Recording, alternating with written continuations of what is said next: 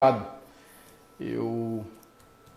gente chegou lá no Senado, era o quê? Umas 3 horas da tarde, 2h30. Pela manhã já tinha tido várias reuniões do Colégio de Líderes.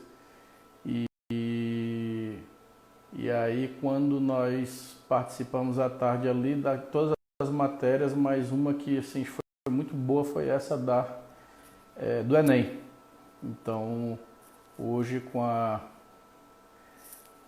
aprovação já do Senado dessa matéria importante, né? Eu conversei com os líderes lá na Câmara, vai ser bem interessante, porque há um clima muito forte da Câmara dos Deputados também em votar esse projeto e adiar a prova do Enem, né?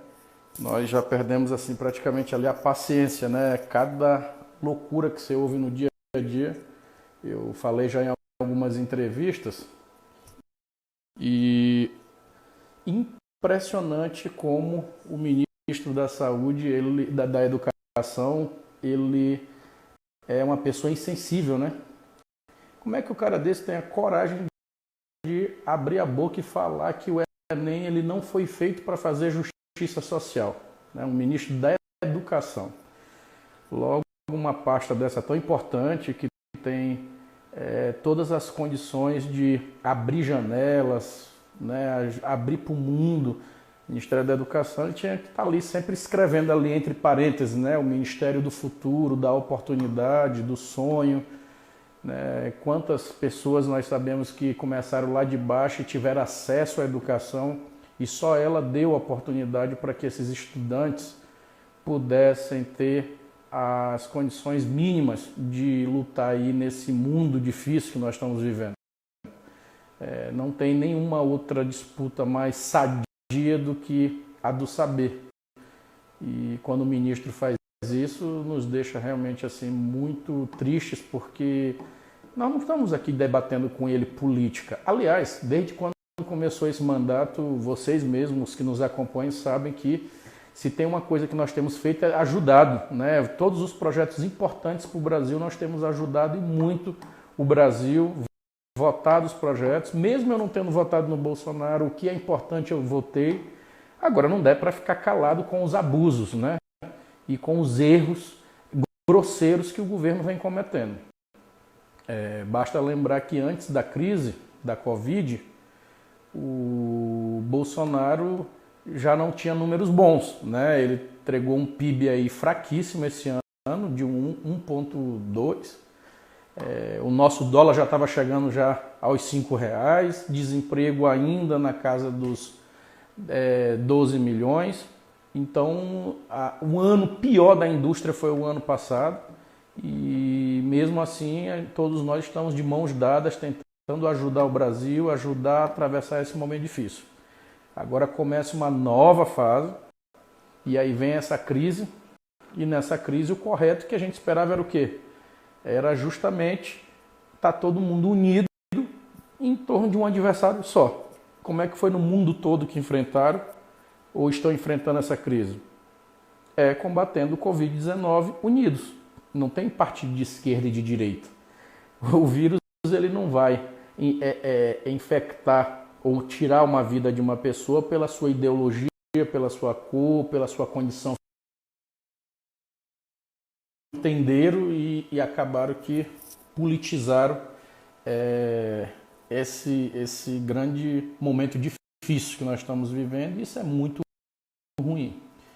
Eu convidei hoje o Felipe Camarão, né, para participar da nossa live, e ele vai trocar algumas ideias. A gente vai falar para ele mais ou menos o que aconteceu no dia de ontem, nós vamos conversar um pouco, e aí com isso nós vamos aqui nos familiarizando e vamos trocando aqui mais ideias, né?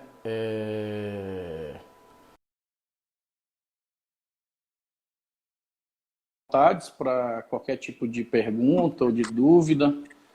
O nosso comandante Felipe já está na área, né? Tudo bom, Felipe? Beleza, meu senador? Como vamos? Rapaz, a gente está sobrevivendo, né, meu amigo? Não está fácil, não. Eu estava falando aqui para os nossos amigos que estão aqui nos acompanhando, e o momento difícil, né, rapaz, que nós estamos vivendo, onde o mundo todo está concentrado em um inimigo só. E aqui é impressionante que o presidente Bolsonaro não consegue compreender isso e junta, né, vários adversários para fazer aí uma confusão maluca. Ministério da Saúde aí, 2 ministros em menos de um mês, o ministro da Educação abrindo a boca e falando asneira de manhã, tarde e de noite, né, de me dizer que o Enem não é instrumento, né, de justiça social. Isso assim foi inacreditável. Paciência, quase não, perdi a paciência porque não dá para conversar, não dá para trocar ideia com um cidadão desse que acha que tudo é do jeito deles. Enfim, ontem nós tivemos, Felipe, lá no Senado, uma votação importante de um projeto da senadora Daniela Ribeiro. Ela propôs o adiamento da prova do Enem e o senador Exauci, o relator, ele levou no seu relatório não uma nova data, mas já levou que está suspensa a data que estava definida. Ou seja, nós ganhamos um tempo razoável até para entender também como é que vai ser essa pandemia, se ela vai diminuir essa curva já no mês de julho ou no mês de agosto. Na hora que você tiver uma ideia, aí nós vamos saber se vão ser 2, 3 ou 4 meses ou meio ano que vamos precisar para reorganizar a casa e dar condições para os nossos estudantes se prepararem para o Enem. Primeiro ponto, eu queria que tu desse a tua opinião do todo, não só nessa questão do Enem, e te parabenizar. No meio dessa grande crise, eu tenho te acompanhado e você não parou, né? As obras, as ações da educação têm acontecido. Nós não podemos deixar esse foco importante que o governador sempre deu, que foi na educação. E tu tens, claro, para quem já te conhece, sabe que a gente não tinha dúvida nenhuma que você seria esse grande gestor que você está demonstrando ser. Mas, acima de tudo, também um grande maranhense, um jovem que está aí mostrando que só falta a oportunidade. Dá a oportunidade, a gente vai lá e consegue resolver. Então, eu quero te parabenizar, ao tempo também te passar aí a palavra para você dar aí uma fala da análise do que você está vendo e o que a gente pode aí melhorar. Senador, em primeiro lugar, eu quero deixar aqui um abraço solidário para todos os brasileiros, brasileiras, maranhenses que estão passando por esse momento muito difícil. É um momento muito triste, apesar dos terraplanistas e cloroquinas afirmarem que não é, que está tudo normal, que é uma gripezinha. Nós, pessoas de bom senso, sabemos que não é. Então, eu quero assim manifestar meu profundo sentimento por aqueles que perderam entes queridos, pessoas conhecidas, familiares, e por aqueles que estão passando por algum momento de dificuldade, de doença, de desemprego, de falta de dinheiro, de falta de comida nas suas mesas. Então, assim, eu quero manifestar esse abraço solidário, meu, de nossa equipe, do governo Flávio Dino, e sei que seu também, de todos nós que temos juízo e que lutamos por um Brasil melhor, por um Maranhão melhor. Quero também, senador, em nome não só do povo maranhense, mas dos estudantes brasileiros. Na votação de ontem, eu tive uma live com o Pedro Gorto, que você conhece, ex-presidente da UBS, com o Iago Montalvão, presidente da Uni, e na live eu tive a oportunidade de dizer para eles, olha, infelizmente o Maranhão, diferente dos outros estados da federação, só tem 2 senadores. Mas os 2 que nós temos, o Everton e a Elisiane, garantiram que iriam votar pelo adiamento do Enem. E falei expressamente do seu nome, falei do seu movimento, da sua luta social, do seu movimento estudantil. Eles, obviamente, já te conheciam e ficaram muito felizes e depois me agradeceram, mandaram mensagem agradecendo pela sua atuação. Disseram, olha, ele está presidindo a sessão agora. Então, assim, as entidades estudantis brasileiras reconheceram a tua atuação, teu voto da Elisiane. Eu quero Everton, que a gente tentou fazer no diálogo, via concede. O ministro nunca conversou com a gente. Esse ministro que está aí, ele fez vídeo com o Cínio, criou guerra diplomática com a China, escreve errado no Twitter, enfim, cria cortina de fumaça, diz que Paulo Freire é feio, fala um monte de coisa. Mas sentar com o secretário de Educação nunca sentou. Nunca perguntou nossa opinião sobre Enem, sobre distribuição de alimentação escolar, que quem resolveu foi o Congresso Nacional, mais uma vez, na ausência dele de resolver uma política pública na área da educação. E agora, graças a Deus, vocês mais uma vez estão salvando uma política de educação que bastava ele o presidente, ou o presidente da República resolverem, né? Então, assim, diante do caos que se instala no Brasil em todas as políticas públicas, senador Everton, na área da educação também nós estamos sem comando nenhum. Você que foi um grande militante da área estudantil, que lutou aqui no Maranhão por várias razões. Eu acho que se tu tivesse na militância estudantil hoje, tu ia estar assim em costas. Ontem eu falei com o Iago, com o Pedro. Cara, como é que é assim que a gente é acostumado? A gente tem que ficar preso em casa. Imagina como é que esses meninos não estão hoje, né, Everton? Mas graças a Deus, a gente está se reinventando. A política está se reinventando, o movimento estudantil está se reinventando. E a gente ainda tem gente de juízo, como o teu mandato, o mandato de outros parlamentares, e a educação hoje está tomando uma dimensão suprapartidária. Essa votação de ontem representou muito isso, né?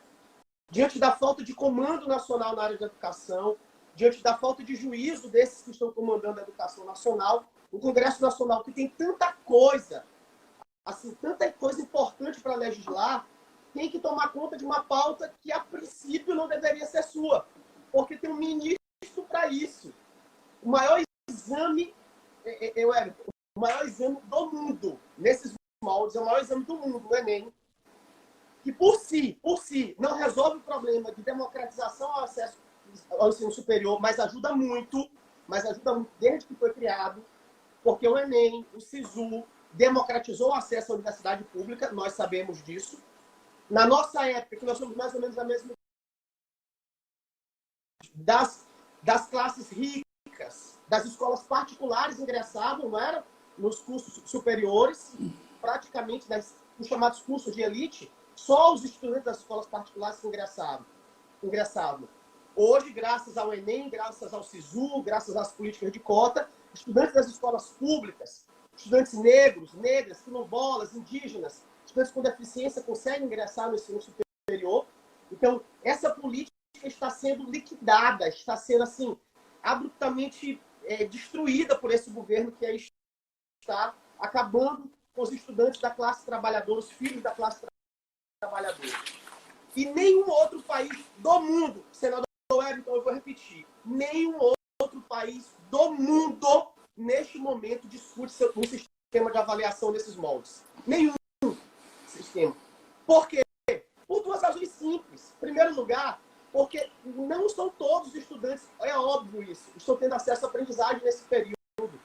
Por mais que a gente se movimente, por mais que a gente tente, por mais que a gente faça, o Maranhão está sendo pioneiro nisso, em parceria com a nossa iniciativa, com professores e professoras assim, se dedicando, se esmerando, com várias plataformas educacionais, mas ainda assim, senador Everton, nós temos aproximadamente 35% de estudantes que não estão tendo acesso às plataformas educacionais nas escolas regulares e 20% nas escolas de tempo integral. É um universo grande ainda de estudantes que estão fora dessas plataformas. Mas ainda que fosse no mundo ideal, que o Brasil fosse completamente inserido digitalmente, o que não é.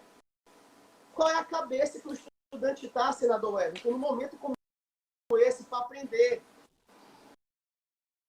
O pai está morrendo, a sua mãe está doente, o avô faleceu, o tio está na UTI.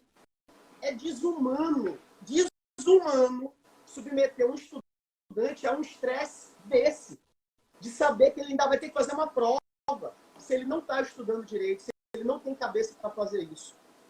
Então, um ato desse, de manter o Enem, é um ato que revela a natureza, sobretudo, desumana deste governo. Então, é um governo que, além de terraplanista, de cloroquina, né, como a gente fala agora, que destrói o direito dos trabalhadores, que destrói o direito de lutas de vocês, sua e de quem veio antes da gente, agora quer destruir o futuro da juventude. O futuro desses estudantes que estão hoje, dessa geração.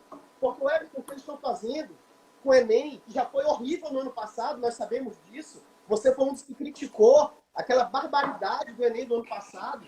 O que eles estão fazendo hoje é querendo colocar simplesmente os discípulos de Olavo de Carvalho nas universidades brasileiras. Os filhos da elite, de novo, nas universidades públicas. Então, a gente vai retirar aquele jovem negro, aquela mulher negra, aquele quilombola, aquela indígena, que deu uma outra cara para a pesquisa brasileira, para ciências sociais, para ciências exatas, que tem uma outra visão de mundo, que está produzindo outra coisa diferente para nós, e vai colocar que é a cara deles aí, né, desse governo. Então, a gente vai ter um retrocesso. Vai ter um retrocesso. Tudo aquilo que a gente luta, que a gente combate, eles estão querendo fazer de volta. Então, senador Everton, eu acho que essa votação que vocês fizeram ontem, e por isso, mais uma vez, eu quero aqui registrar meu agradecimento a ti. E agora, eu vou te agradecer como professor da Universidade Federal que sou. Vou sair agora do secretário, né? Levantar a hashtag DNA e vou falar com o professor da Universidade Federal do Maranhão. Eu entrei na universidade 0.1 como estudante de Direito e depois não saí mais. Eu estou há 20 anos na UFMA. Eu estou há 20 anos na Universidade Pública Federal. E eu vi a evolução. Eu entrei na UFMA, lá não tinha nem muro. No meu primeiro dia de aula, tinha cachorro e jumento andando assim no meio dos corredores, né? E aí, hoje eu vi a evolução da universidade, depois da expansão que teve nas universidades, nos governos passados, como foi a democratização do acesso à universidade, como o perfil dos alunos mudaram, como a pesquisa mudou. E eu estou com muito medo disso ter um retrocesso assim, brutal num curto espaço de tempo. Aquilo que foi conquistado ao longo de 20 anos. E por isso, Everton, eu quero finalizar essa minha primeira intervenção dizendo que esta votação de ontem, que você teve uma importância fundamental como líder, como presidente da sessão inclusiva em determinado momento, foi mais do que o adiamento do Enem. Foi mais do que o adiamento de uma prova. Isso foi uma vitória política importante para a juventude brasileira. Foi uma demarcação da vitória dos estudantes. E aqui eu posso te falar, porque eu tive um contato com eles ontem, com a UFS, com a UNE. É aquela história que eles falaram ontem nas redes sociais. Não mexa com o estudante, porque a gente está falando aqui do futuro de uma nação. O projeto político desse governo que está aí, para quem ainda não entendeu, é justamente isso, que eles querem que as pessoas não entendam as coisas para continuar governando por corrente de WhatsApp, por corrente de fake news do WhatsApp. Para as pessoas não entenderem o que está acontecendo, não pesquisarem o que está acontecendo, acreditar em mamadeiras aí, supostas mamadeiras, acreditar que a Terra é plana, acreditar nessas maluquices que eles falam. Nós queremos justamente o contrário, né, Everton? Você, eu, Flávio e outras pessoas, nós queremos justamente o oposto. A gente quer que as pessoas saibam ler, escrever, interpretar e ter suas próprias escolhas. Então, a votação que você foi um dos que comandou, como estou dizendo aí nos comentários, foi uma questão, sobretudo, e acima de tudo, de justiça social. Foi determinante para o futuro deste país. E eu espero que os nossos deputados e deputadas sigam o seu exemplo, viu? Parabéns. E obrigado. Nada, tamo junto. Felipe, eu conversando com alguns companheiros hoje e muita gente não sabe um outro projeto que foi votado antes do Enem, no dia de ontem, e nós, claro, se ele vetar, nós iremos trabalhar para derrubar esse veto no Congresso Nacional. Trata sobre a Lei Geral de Proteção de Dados. Ela é muito importante para esse momento que nós estamos vivendo, porque as autoridades que têm acesso às informações, as empresas que tiverem acesso à informação do cidadão, primeiro, só vai poder ter acesso se o cidadão autorizar. E segundo, você vai ter uma responsabilização de quem tiver acesso à informação. Ou seja, nós iremos travar uma grande máquina hoje que existe no Brasil, que são das fake news. Imagina só, na mão de pessoas erradas, o WhatsApp e o telefone lá de Viana, por exemplo, que eu estou aqui com pessoas de Viana me acompanhando. Então, o cara lá do gabinete do ódio, ou no Rio de Janeiro, ou em São Paulo, ou em Brasília, ou ali mesmo,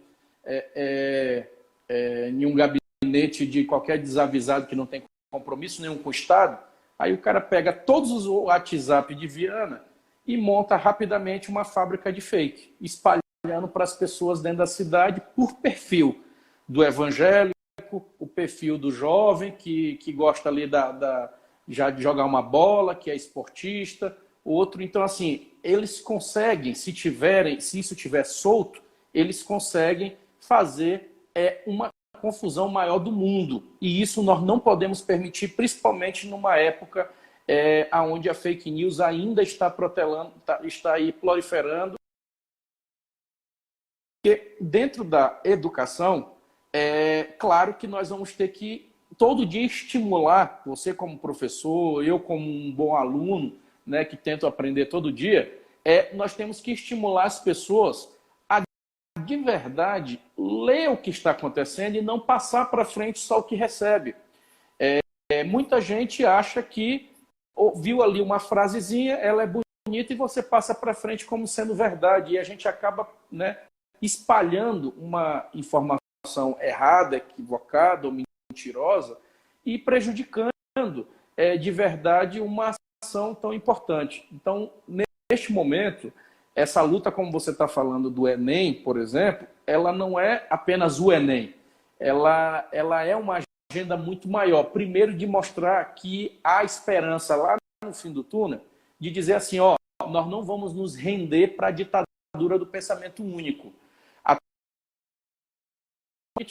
Então, reconhecemos os problemas, sabemos que existem problemas.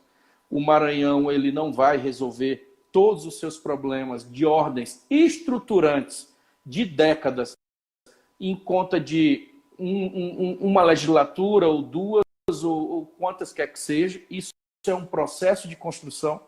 Eu fico imaginando agora mesmo o Enem, como ele democratizou o acesso do estudante pobre da rede pública, que teve menos condições de ter oportunidade para disputar uma vaga na universidade e ter ali o seu diploma para ir disputar uma vaga no mundo e no mercado do trabalho. Quantas gerações nós não perdemos para trás?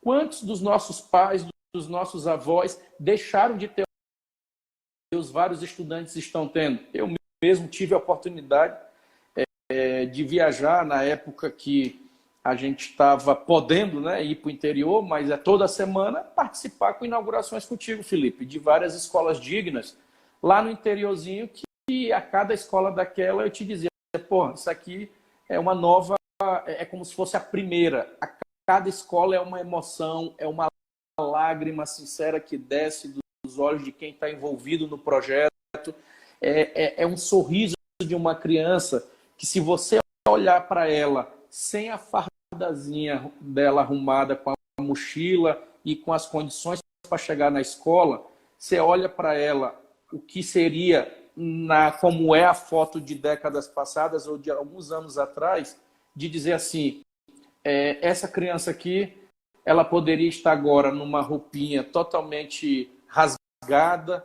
suja na luta do dia a dia, com o trabalhador do campo e sem ter oportunidade de ter acesso àquela escola. E aí, na hora que você chega com essa criança naquela escola digna, lá naqueles povoados, e aí o pai, o lavrador, deixa ali sua filha ou seu filho, e ele vai ali para sua roçazinha e sabe que o menino está dentro de uma escolazinha lá dentro do mato, repito, só vai entender o que eu estou dizendo quem pegar e ir lá conhecer, né? E aí você saber que aquela criança está ali abrindo, não é uma lousa, mas abrindo o mundo na frente dela, ela tendo direito de pelo menos ler, né? De ter acesso à informação e de amanhã ela vir sonhar entrar numa universidade, esse Enem, ele não era só questão de ser adiado. O Enem foi um recado duro que nós demos para o governo e para esse ministro que não tem compromisso nenhum com os jovens brasileiros, de dizer que nós não iremos mais ficar calados e assim nossa gente. Eu te digo mesmo, Felipe, eu fico revoltado só de te ouvir o que tu acabaste de dizer aqui. É um gestor que não tem condição de gerir, de conversar com a tua própria estrutura, né? A própria estrutura da tua pasta é realmente inacreditável. Eu me lembro quando eu fui secretário de Juventude, eu tinha vários colegas que naquele momento eram adversários, amigos, se tornaram amigos hoje. Mandar um abraço aqui, não é por conta dessa referência, mas eu vou lembrar aqui o nosso conselheiro na época da Juventude, que hoje é vereador daí de São Luís, ele está aí acompanhando o nosso bate-papo, o vereador Raimundo Penha. Tu sabia que o Penha, a gente teve embates muito duros na época do movimento estudantil. E onde foi que nós nos unimos e hoje, graças a Deus, estamos firmes, é o presidente do nosso partido aí em São Luís. Foi justamente nessa luta, da boa luta, de dialogar. O vereador Ivaldo Rodrigues, que está nos acompanhando também. E nessa disputa de discutir teses, projetos e dialogar, fomos descobrindo que poderíamos estar próximos. Ou seja, eu tenho certeza que se o ministro da Educação, se o presidente Bolsonaro fizesse o mínimo que o mundo está fazendo, os líderes do mundo, Felipe, todos estão se unindo para poder enfrentar o coronavírus. Sabe o que acontece? Eles estão aí com a popularidade lá em cima, porque as pessoas perceberam que eles estão preocupados com a vida. E aqui eles acham que a gente está preocupado por conta de partidos ou questão ideológica. Então, é um absurdo. Senador, deixa eu falar assim, 4 coisinhas sobre isso. Em primeiro lugar, o ministro, assim, não é dizer assim, não, ele não fala com o secretário de oposição, ele não fala com nenhum dos 27. Ele não fala com nenhum de nós. Eu não sei se ele tem medo, tem receio do debate. Assim, sinceramente... O ministro da Educação não conversa. E, assim, e é um ministro que nós precisamos de um ministro da Educação, que comande a política nacional de educação. No momento desse de pandemia, nós precisamos, por exemplo, que ele dialogasse conosco, com o Congresso Nacional, temas como o Fundeb. Gente, o financiamento da educação, que se o Congresso não aprovar este ano, vai simplesmente acabar a educação pública básica no ano que vem, porque não vai ter dinheiro. E a gente sabe que o Congresso está batalhando para isso, está na Câmara, um bom projeto da deputada Dorinha, que você conhece bem, foi deputada contigo, sim, foi secretária durante muitos anos, e ele está travando com o Guedes, estão travando o projeto, um bom projeto, certo? Ele não discute isso, não discute o incremento da alimentação escolar, que você conhece bem a necessidade que tem o nosso povo de se alimentar melhor. Ora, não é o Brasil que eles conhecem, não. Não, é o Brasil verdadeiro. É aquele do povoado que a gente conhece, velho. Porque as crianças não precisam para a escola para comer. Se não comem, não aprendem, gente. Se não comem, não aprendem. Então, barriga vazia não dá para estudar. Não dá. Então, a gente tem que discutir acesso à escola, permanência à escola, que é o que a gente faz no programa Escola Digna, pacto pela aprendizagem, alfabetização na idade certa. A gente tem tanta coisa para discutir. Tecnologias educacionais, já que a gente está nesse momento da pandemia, né? Discutir uma política séria de tecnologia educacional, de acesso à internet, enfim, mas não. O que ele fala? Cortina de fumaça. Paulo Freire é feio, né? Assim, bota um ursinho para contar história, sabe? Essas são coisas surreais, que a gente não imagina isso.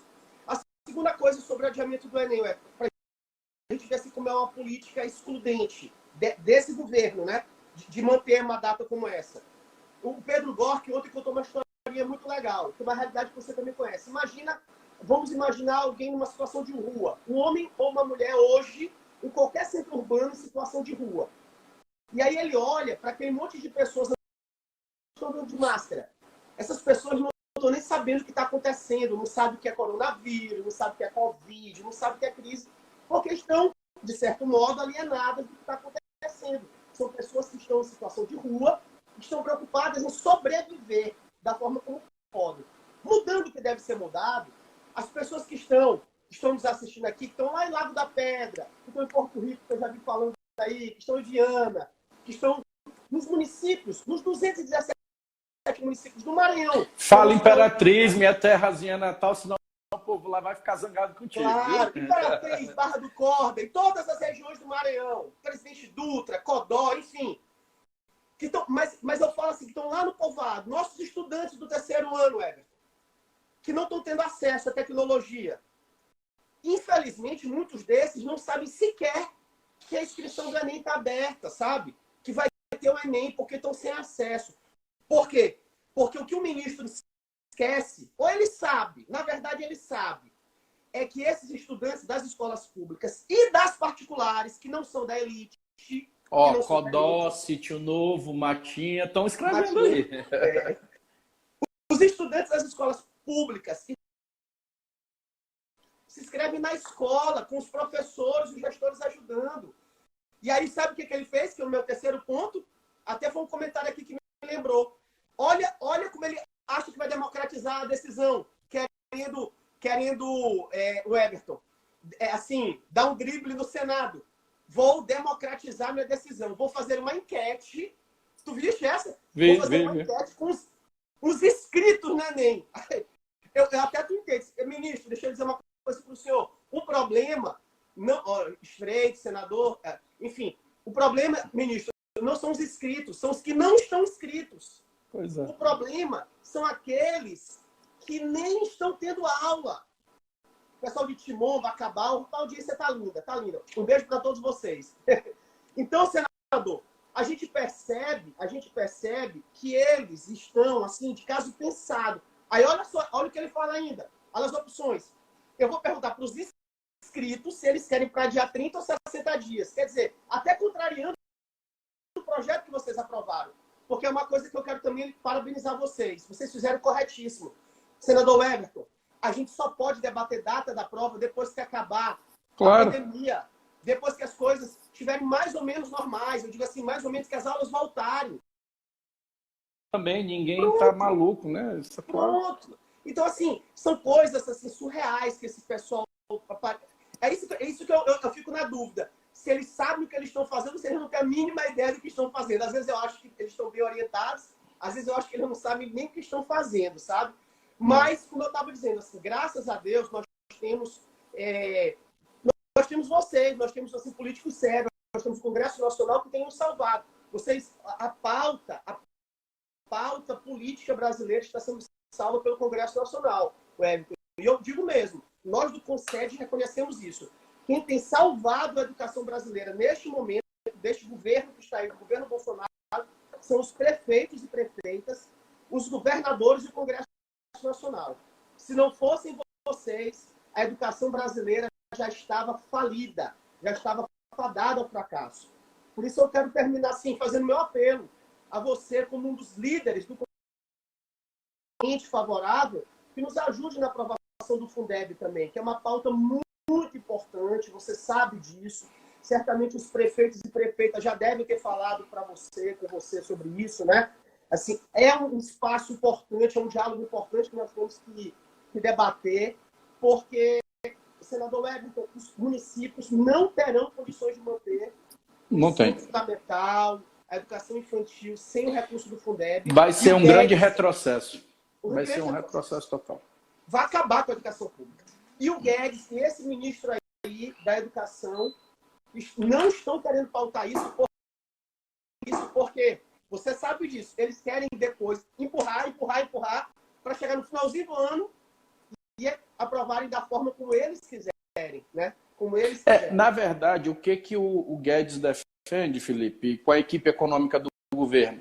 Que seja tirado a trava, que foi uma conquista, pedir igualdade. Você não pode discutir meritocracia num país onde as diferenças acontecem. Então, infelizmente, não dá para você fazer esse enfrentamento como eles querem.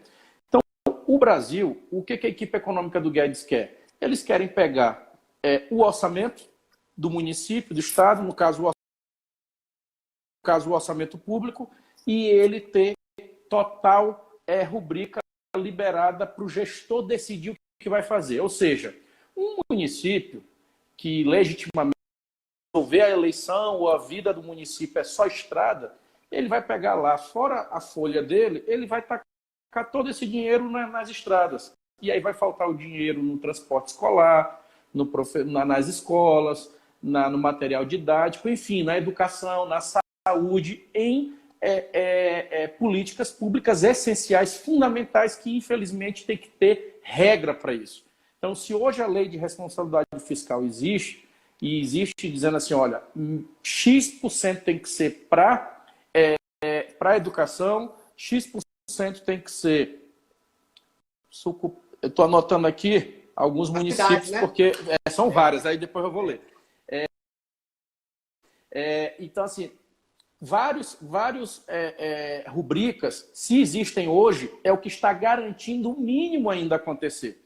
Você imagine só na hora que acabar o Fundeb e virar tudo um orçamento só e o gestor dizer, olha, eu vou agora fazer do jeito que eu quiser. Meu amigo, isso vai virar uma loucura. Nós não vamos conseguir administrar, né? A gente vai dar um passo lá no enfrentamento da crise do Covid.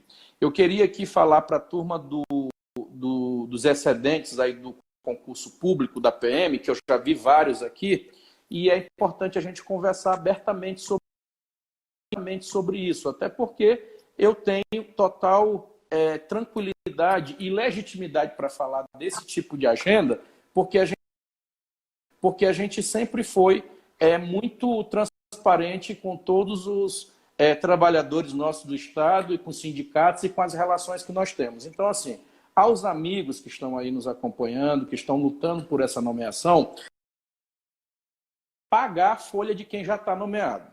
Ponto. Por quê? Óbvio que com o isolamento social, nós tivemos a queda da receita, porque a receita pública ela é composta com o pagamento de impostos. Então, se não tem comércio funcionando e as fábricas e tudo não está andando, óbvio que a receita cai. Se a receita cai, nós temos condições mínimas de poder atuar. Então, não é o Maranhão, eu estou falando do Brasil. Então, nenhum gestor, em sã consciência, vamos jogar aqui abertamente, a agenda agora não é a nomeação. A agenda agora, e contem comigo para isso, para que essa lista de pessoas que fizeram o concurso e que estão aptos, ela possa ser prorrogado o vencimento dela. Por quê? Porque ela tem um prazo de validade. Se eu não estou enganado, de 2 anos e prorroga por mais 2, não é isso, Felipe? Os concursos são isso. Então, se esse período da crise não tem como contratar e nós estamos todos imobilizados, então vamos tentar adiar o prazo da validade desse concurso. Agora, vim dizer que nós iremos defender agora a nomeação legítima desses 1.800 soldados que o Francisco está me falando aqui, infelizmente, irmão, eu não vou fazer política de proselitismo e muito menos estar aqui te enganando, até porque nós estamos com uma agenda cheia, trabalhando muito, e não dá para a gente ficar enganando um ao outro. Eu tenho investido muito na saúde, na educação e na segurança pública. Só para você ter uma ideia, agora na emenda de bancada que foi para o Maranhão, cada parlamentar teve direito a indicar 5 milhões de rubrica para qualquer ação dentro do Estado. Então, teve deputado que pegou os 5 prefeitos, dos seus governadores. Eu vejo aqui que o deputado Bira do Pindaré, que agora está chegando a agenda aí do Enem, Bira, contamos com você, está aí participando da nossa live, e a todos os deputados federais do nosso abraço, todos fizeram a sua indicação. Eu peguei os nossos 5 milhões que eu tinha direito e nessa emenda e coloquei toda para a compra de viaturas. todas para a segurança pública. Por segurança pública dentro do Estado. Além disso, temos ajudado de forma muito forte a saúde, que está aí os 43 milhões que nós indicamos, já está na conta do governo. O governador Flávio Dino já deu até o agradecimento, fez a mensagem agradecendo esse dinheiro, que vai ajudar muito o Maranhão no combate ao Covid. Agora, não vai resolver só. São 160 milhões de reais. Então, assim, nós não estamos falando de dinheiro que vai resolver até dezembro. Vai dar ali, vai resolver um momento, vai ajudar no momento. Mas, infelizmente, aí a Janaína lembrando que são muitos familiares e muitos militares que estão morrendo, muitas pessoas estão morrendo por essa doença, e fazer agora é o apelo do isolamento social, é o apelo para que as pessoas consigam ajudar a resolver, para que a gente possa avançar. E o Marcos Alipinho, Felipe, que eu te devolvo aqui a palavra, está lembrando que esse enfrentamento da segurança é uma agenda que tem sido encarada com coragem. Basta lembrar quantos tinha efetivos na PM, do governador Jackson Lago, o número era muito pouco. E ele fez o concurso lá para mais de 1.000 soldados. 2.000, quer dizer. E efetivou 1.000. Aí depois veio. O Flávio Dino foi lá e conseguiu aí colocar quantos militares efetivar no vida de uma hora para outra. Infelizmente, nós vamos ter que estar todos juntos para continuar enfrentando esses problemas que nós vivemos. Até assim, fico até assim, com muita dor no coração de falar isso. Diariamente, o nosso site da SEDUC tem manifestado notas de pesar. Também temos perdido muitos professores, gestores. Hoje mesmo perdemos uma estudante. É lamentável. É uma doença que a gente não sabe ainda como se comporta, né? E aí eu digo, não só os profissionais da saúde, mas todos nós, assim, a humanidade está aprendendo com essa doença, né, Everton? É verdade. Eu comecei a falar sobre um abraço solidário. E eu acho que nesse momento, a palavra de ordem com esse coronavírus, senador, é de solidariedade. Solidariedade em todas as áreas, né? Assim, no começo da sua fala, você falou muito bem. Política eleitoral. E mais em resolver os problemas de forma solidária, com mais empatia, eu acho que os problemas seriam menores, né? Os países que têm todos os países que têm se destacado no combate ao coronavírus estão se destacando justamente porque, então, assim, com muita transparência, como você está falando, como eu estou falando, como o Flávio também tem falado, assim, sem acreditando na ciência, assim, e se preocupando com o momento. Eu entendo muito a demanda dos colegas, né, da PM. Quando eu fui secretário da CEGEP, a gente fez senador Everton, com desemprego, com a recessão, tudo derivado desta pandemia. E é por isso que eu vou pegar esse gancho, senador, para lhe dizer o seguinte, que a nossa maior preocupação hoje na educação é justamente a educação pós-pandemia. Porque se você me perguntar assim, Felipe,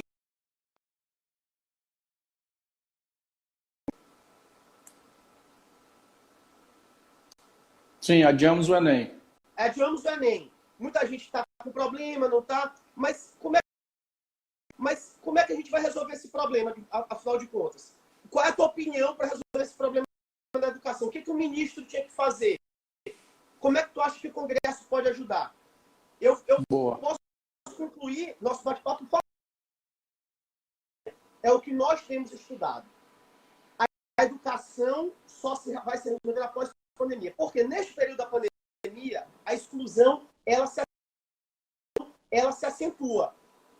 Aquele estudante que já vem de uma desigualdade estrutural, o Everton, Qual é o problema hoje?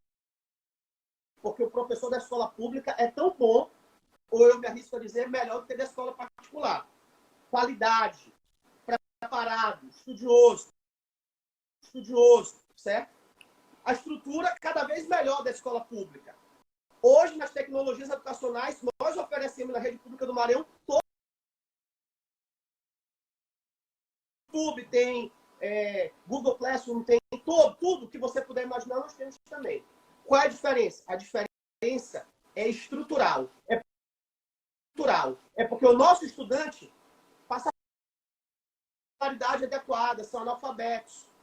É porque o nosso estudante mora numa casa de palha ou de taipa. É porque o nosso estudante sofre abuso sexual, violência doméstica, abuso psicológico, não tem acesso à escola, não consegue ter escola, não consegue para ajudar na sua casa. Então, ele ou estuda ou ele trabalha. Então, são problemas estruturais que eu vou chamar de periféricos à aprendizagem que interferem diretamente na aprendizagem. Porque ele passa fome de novo. A desigualdade, você já ouviu esse discurso comigo, do governador Flávio Dino? A desigualdade no Brasil não é na escola pública. Começa no ventre materno. O problema hoje, ele é estrutural. Ele é estrutural. E a gente vai conseguir resolver isso na educação, a gente vai conseguir minimizar isso com muito investimento na educação, de médio e longo prazo.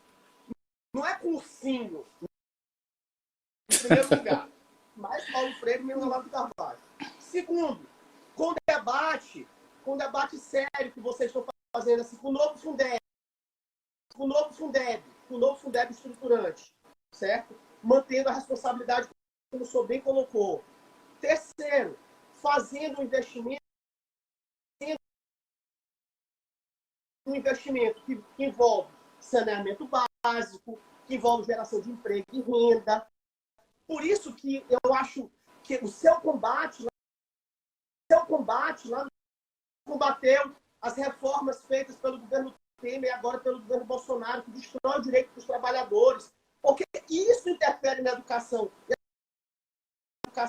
as pessoas não pensam nisso. Quando destrói os direitos dos trabalhadores, quando destrói os direitos dos previdenciários, isso afeta. Porque se eu tiro a estrutura familiar, eu afeto a aprendizagem do estudante. Sem dúvida. Afeta diretamente. Afeta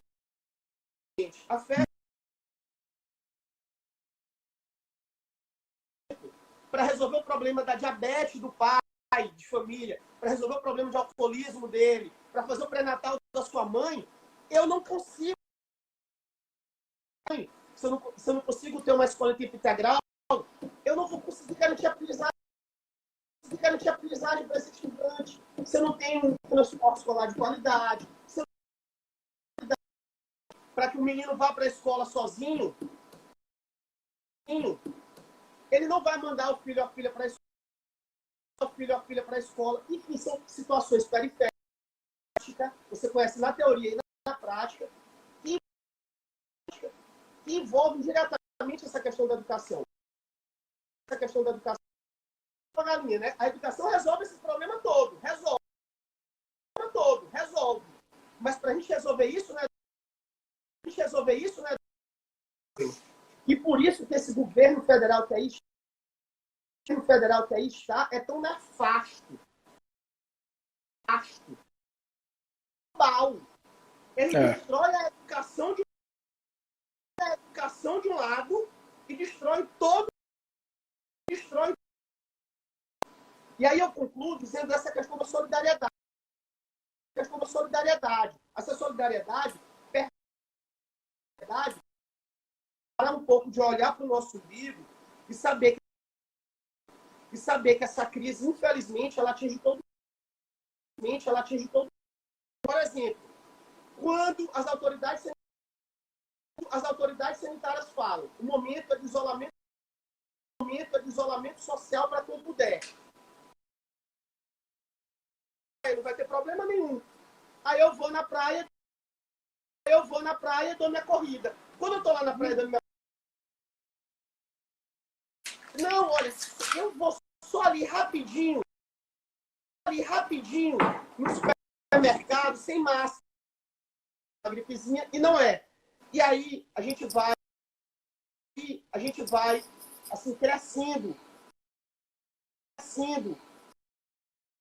E a gente começa a crescer nessa solidariedade. E a gente vai ter essa visão para o momento de saber que tudo tem... Ele mesmo falou que o curso foi adiado, né? Que tudo foi adiado. Tudo foi adiado. É até bíblico, né? É até bíblico isso, certo? Então, adiou o Enem, a gente vai agora voltar às aulas, depois a gente vai voltar à normalidade, a gente vai... A Bruna Paola está falando aí ao vivo, ó, o Everton, que o Neto decidiu... Bruno furou a notícia. Valeu, então já é... Com certeza. Então, senador, eu concluo aqui, assim, agradecendo. Ô, Felipe, a gente tem aqui só, parece, 4 ou 5 minutos para derrubar a live. Eu presidi, inclusive, a sessão que autorizou recurso. Outro aqui que perguntou para mim que eu tinha feito para outro estado. É mentira,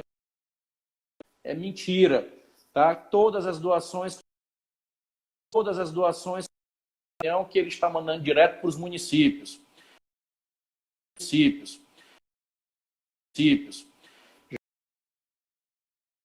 Para ajudar nesse enfrentamento aí para as pessoas.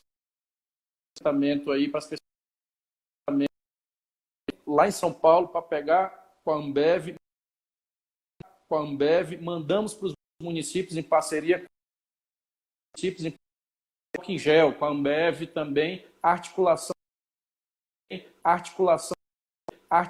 nossa, e já está aí no Maranhão para dar nosso abraço. E a nosso abraço de solidariedade e nosso apoio. Então, São Luís, Estreito, Dom Pedro, Viana, Bacabal, Caxias, Aldeia, Vargem Grande, Caxias, Santinês, Codó, Coroatá, Amarante, nossos amigos de que teve aí, foi testado positivo, já está recuperado e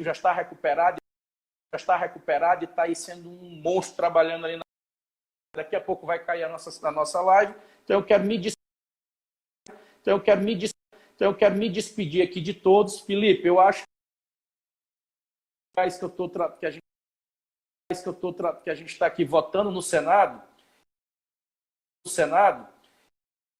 Já foi aprovado no Senado e se der tudo certo, vota agora e vai ser aprovado na Câmara. A proibição, o fim da taxa de religação é final de semana e véspera de feriado, ou seja, dia de sexta-feira, 4 horas da tarde às 5 horas da tarde, dia de sexta vai ser proibido corte de energia,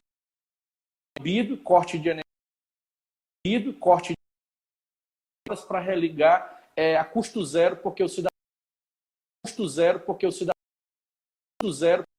vai estar aprovado e já eu vou estar divulgando, dizendo assim, ó, dizendo assim, ó, agora é lei e foi fruto dessa e qualquer coisa, estamos às ordens aqui em Brasília. Valeu. Aqui em Brasília. No Senado Federal. Valeu. Valeu, tchau, pessoal. Valeu, tchau, pessoal. Valeu, tchau, pessoal. Tem tido um grande compromisso com a nossa juventude, com o Estado, com o Brasil, e é assim que nós vamos continuar a live do Ivaldo Rodrigues. Para mim estar conversando com vocês, e claro, a gente está aqui